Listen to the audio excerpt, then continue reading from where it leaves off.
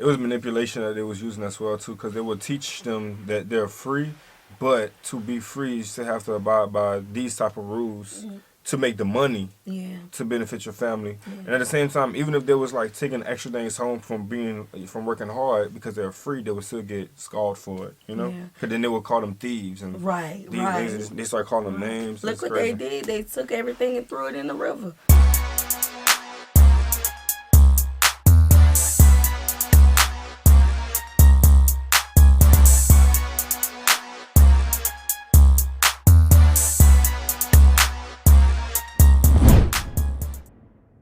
What's good, y'all? It's the Demouchets REACT, and we're back with another video. Disclaimer, man. So you guys need to know this. My wife isn't feeling too great. Her voice is a little under the weather.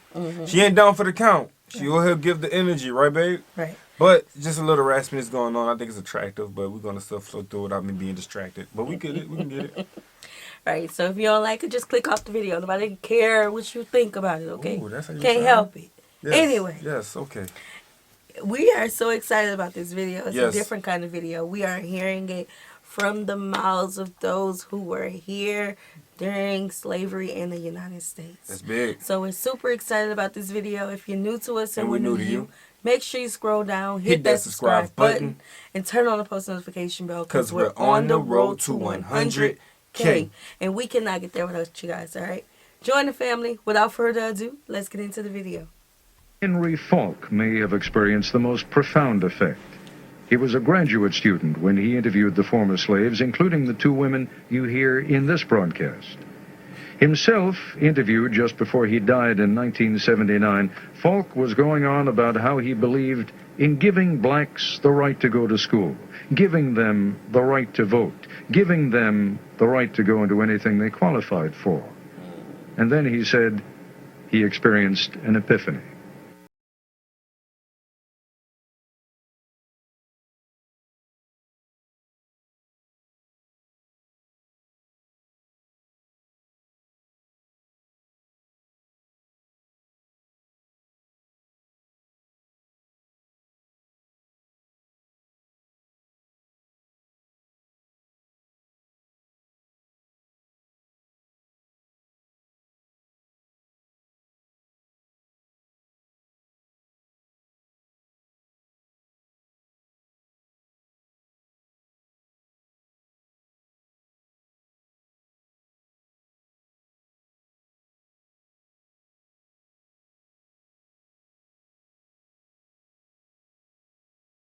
When I think of it today, I don't know how I'm living. I remember that just as well. Look like to me, I can. Been slaves all our lives. My mother was a slave, my sister was a slave, father was a slave. They know nothing about reading right there. All that I know, they teach you to mind your master and your missus. Mama them didn't know where to go. You see, after she would go, just like you turn something out, you know, didn't know where to go. They are haunting voices from the past, not actors reading a script or scholars reading a text, but the actual voices of men and women, Americans, who were born in slavery. My name is Fountain Hughes. I was born in Charlottesville, Virginia. My grandfather belonged to Thomas Jefferson. My grandfather was 115 years old when he died. And now I am 101 years old. Some people didn't have no beds when they were slaves. You want to sleep on the floor. Sat up here, sat up there. Just like a lot of wild people. We didn't know nothing. Didn't like to look at no book. Harriet Smith, remembering what she saw as a small girl during the final days that was of the definitely a mental breakdown for them. Not being able to read a book and understand the potential of life around them. That you can create a pallet or make a bed or live or sleep on something until they've seen it for themselves in their master's houses. Right. That's the only good things they saw. But imagine, let's talk about the people at the end of slavery. They were in bondage for 400 years. Right. Yeah, they heard stories about you know, where they come from, where they people come from. But when you're born into something and that's the only thing you know, how can you know higher than what you know? Oh yeah, you at rock bottom. So instantly. Emancipation. And I remember like looking at documentaries and reading texts about emancipation and how, you know, some of them were swindled back into working on the plantations for a couple cents a day. You know, and them not knowing any higher than that, not getting off the plantation because they didn't have nowhere to go. Right. They literally were, you know, after the war, they were left with nothing. So they went back to what they knew. So they went back to working for the people. Yeah. And there's even some instances, guys, where in the 2020s, like recent years, Like yesterday. where some of these families in some areas of the United States, it's not widely known, but in some areas of the United States, some of these people, families are still there. Yeah. Crazy stuff. War. We said all that, stood on that picket fence all day long, seeing them soldiers going back to Silent Zone, different places. Colored soldiers in droves. That's right along by our house. Our home is a two-story house. The white folks. These recorded memories were among thousands of interviews done with ex-slaves in the 1930s and 40s. Can you remember slavery days very Of well? course, I remember all our white folks, and all the names of them, all the children. Call every one of the children's names. Who did you belong to? Jim Bunton, the baby boy. The results of these digitally enhanced recordings are arresting, almost unbelievable. The idea of hearing the voices of actual slaves from the plantations of the Old South is as powerful, as startling really, as if you could hear Abraham Lincoln or Robert E. Lee speak. Listen again to Fountain Hughes, who was born in 1848. We were slaves. We belonged to people. They sell us like they sell horses and cows and hogs and all like that. Have an auction bench and put you up on the bench and bid on you, the same as bidding on cattle, you know. Much of what these three former slaves say may at first seem unremarkable. Much of what they say may surprise and upset. And their calm demeanor is at odds with the evil and violence we associate with slavery. Here is 91-year-old Texan Laura Smalley talking in the 1940s about the outcome of a tussle between two women, one black. Before we get to that, Wow. my grandmother was born in the 1930s. And I've told you, I always speak about my grandmother because, like, she's a special piece of history for me, right? Like, she's the history of a lot of things. Like, her mom is from Honduras, you know, and her mom, you know, it goes back, everything goes back to Africa. Yeah. But my grandmother was here in the my grandma was here during this time. Mm-hmm. And my grandmother knew people. This is in the Old South. Mm-hmm. We're from the South. So my grandmother knew people. To know that my living grandmother knew slaves, that's why it's scary to me. That's why it's like I have the stance that I have when we talk about these issues. No, that makes sense. Yeah, like to be alive during that time, mm-hmm. even the time to just walk the same ground as a person who was held in bondage. She was that close to it too. Yeah. Missed it by 67 years. One white, one slave, one mistress. The mistress tried to slap the slave, but the black woman pushed her into a chair. Laura Smalley was a girl at the time, but she remembers vividly what happened to the black woman when the master came home.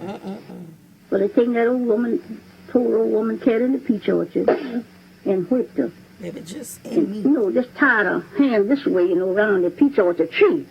I remember that just as well, looked like to me, I can, and round the tree and whipped her. And well, she couldn't do nothing but just kick her feet, you know, just kick her feet. But it just had a clothes off down to her waist, you know. They didn't have a plumb naked, but they had her clothes down to her waist. And every now and then they'd whoop her, you know, and then snuff the pipe out on her, you know. Snuff the pipe out on her. You know, the embers in the pipe. Where you ever see the pipe smoking. Blow them out on her? Mm-hmm. Good Lord, have mercy. The plantation on which Smalley was a slave. That's not funny, y'all. I'm laughing That at sounds the so accents. south, though. That sounds so south. I'm laughing at that. So when he said blowing smoke on, like he was stop and smoke something or something? I don't know, maybe throw something on her to... Stop the bleeding or? No, not stop the bleeding. They ain't care about stopping no bleed. To make her burn worse. Maybe, I don't know. I don't know. If y'all know what that means, let us know. My man say, good Lord. Good Lord. Remorse. Sound like old people talking. Yeah. Sounds brutal. She recalls scrambling with other children for food from a huge wooden tray, like a hog trough. All of them, you know, would get around that tray with spoons and eat, such like mush or soup or something like that. And all them children get around there and just eat. Fountain Hughes tells his interviewer about the relentless round of work for him on a Virginia plantation. The night never comes out. You had nothing to do. Time to cut tobacco. If they want you to cut all night long out in the field, you cut. And if they want you to hang all night long, you hang tobacco. It didn't matter about your tired, being tired, you're afraid to say you're tired. It was cotton, not tobacco, that solidified slavery, though. The invention of the cotton gin at the end of the 18th century made its processing easy, but the crop still needed enormous amounts of unskilled labor. Control of the slave and his labor through laws and regulations became paramount. Fountain Hughes talks about one of those controls, the pass system. Now, I couldn't go from here across the street, or I couldn't go to nobody's house without I have a note or something from my master. And if I had that pass, that's what we call a pass. If I had that pass, I could go wherever he sent me, and I'd have to be back. You know, Yeah, I remember seeing that on movies. Like, they would have them, they would be on their horses and they'd be moving stuff back and forth, or late at night, they go run and do stuff for the master or whatnot, but they would have their pass. But some of these guys, though they had passes, will still get mistreated. Especially if they got caught, you know, handling stuff across somewhere else. Yeah. And again, I think from movies, it'll be like, depending upon what master you supposed to be, you know, before, they would treat you a certain way. But Yeah. And not to cut you off, babe, but that goes back to like the passport in Africa. To have a passport just to go back to the land they just kick you out of. What you mean? So the pass is to be able to go wherever you want to go. Oh, you're talking about during apartheid. During apartheid, the passport was used to get back to where you wanted to go as well. So it's kind of the same method was being reused, just a little more freedom was added to it every single time, but they just kept switching it up. Yeah. Dang it, babe. I forgot what I was going to say. Oh, I was going to say, and if they found you in a place that you wasn't supposed to be, then you'll, you know, have the consequences. Consequences. Yeah.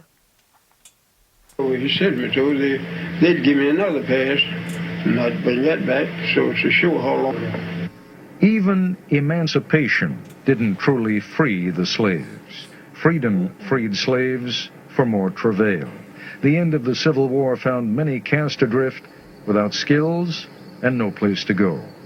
And the Yankees who freed them weren't always seen as benevolent liberators. I remember when the Yankees come along and took all the good horses and sold all the meat and flour and sugar and stuff out in the river and let it go down the river. And they know the people wouldn't have nothing to live on, but they done that.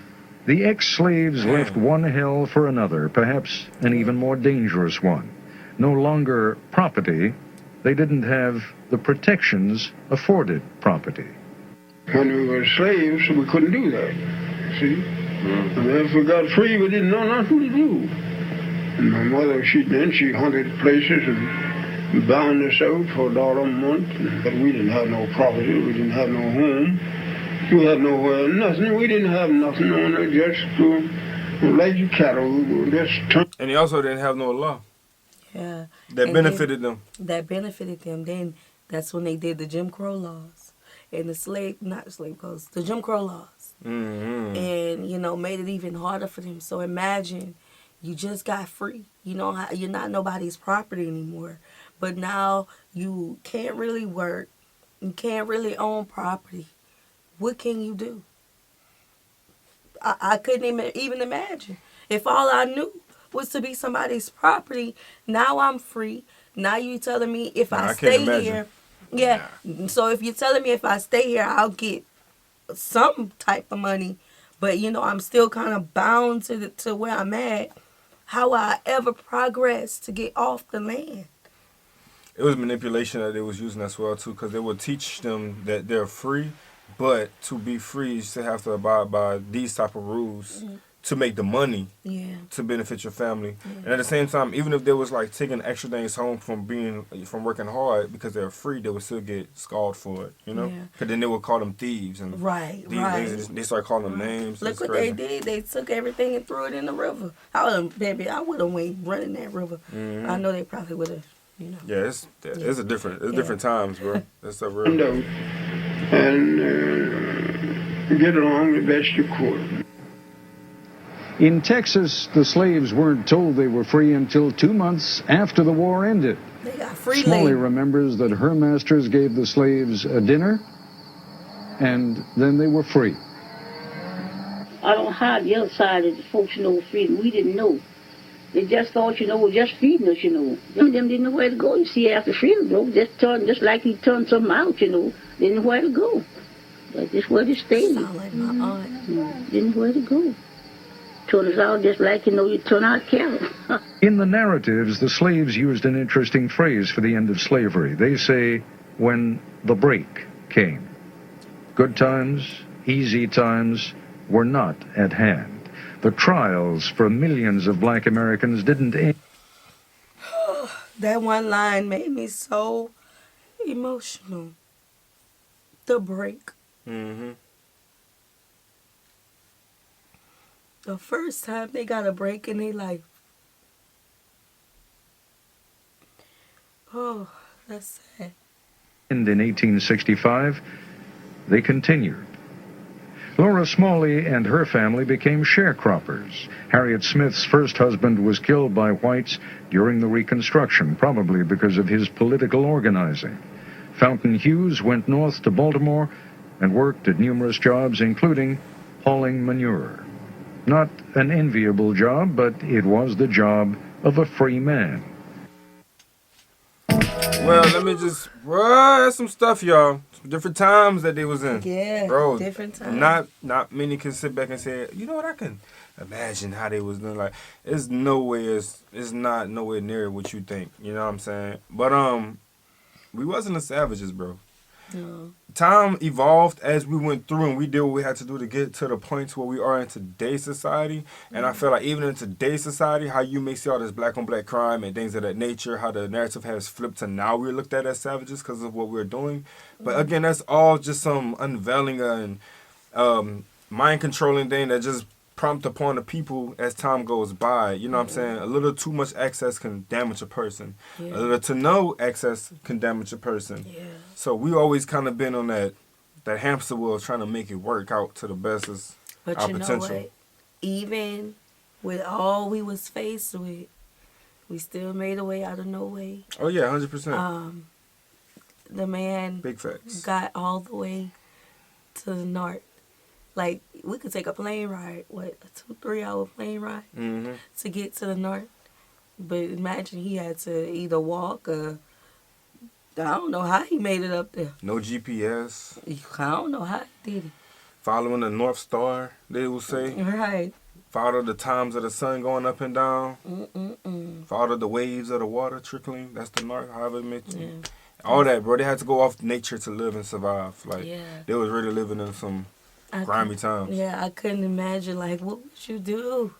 What would you know how to do if you were free? I don't know, man. After being in the land that you was so constricted to be on the plantation unless you was a trusted hand, like one of the men wanting the men to go out and do things, but then look how they did it. He had to get a pass to go there, and the people had to give him a pass back to monitor his time. Like, oh my God, I couldn't. How can you be mad at a group of people? And I'm talking about black people, since we're on this topic. How can you be mad at a group of people who turned the other cheek and never had hatred in their heart? Or never displayed. I'm pretty sure they was mad as hell. Oh, yeah. But they never displayed an amount of hatred that was shown back to them. How can you be mad at a group of people and still want to keep them suppressed? Still want to show them that they can't, labor the way that we can labor, and you can only get pennies while we get big bucks? Like, how you do that to a group of people? That's just not humane to me. I don't know. I'm glad that they did have opportunities. Then they called it a disease. The lady called it a disease to her master. She said, "You still have a disease." Yeah, you still. Oh, that was the man. The man that looked at the man who was interviewing them, and he was like, "Yeah, you think you may have, you're this person now. You don't have the hatred, but you still have the disease. The disease isn't cured. Disease isn't cured." And I feel like that's because generations on generations they put things in their ear, and at that time, this was 1940. This was 60 years after. 60 years after. So it wasn't, they still had their prejudices. It's a disease. Call it like it is. It's a disease. It's a disease. It's a stinking old disease. History is uncomfortable, y'all. But just hearing the people that we talk so much about, a lot of times people be like, slavery was so long ago, get over it. Nah, you can't get over that type of mark in life. Like, that's a mark in life. You can learn from it, but that doesn't stop. That doesn't stop the anger we have towards what happened. Because if we were during that time, we would have been in their place. And especially, this was the old South. We're from the South, so it hits a little bit different.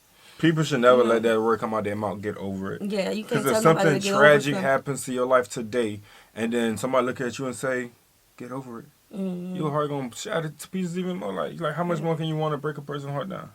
You can't. My grandmother always told me, always remember, never judge somebody by the color of their skin, but the content of their character. Well, that's an old classic right there. Always remember. Y'all remember that one? That's a bar. That's an old good classic right there. Yeah. Always. Never judge a person by the color of their skin, but the content of their character.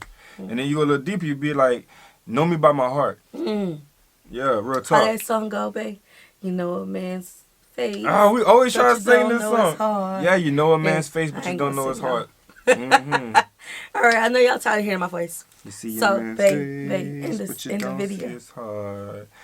All right, you guys, thank you for watching, man. Make sure you guys like, comment, subscribe, hit the notification bell. Check out our super thanks if you're interested in that. Also, become a VIP member of our channel. We have another channel, Demouchet 2.0. Definitely want to get involved in that. And we be on the lookout for the next video with you all, bro. Peace.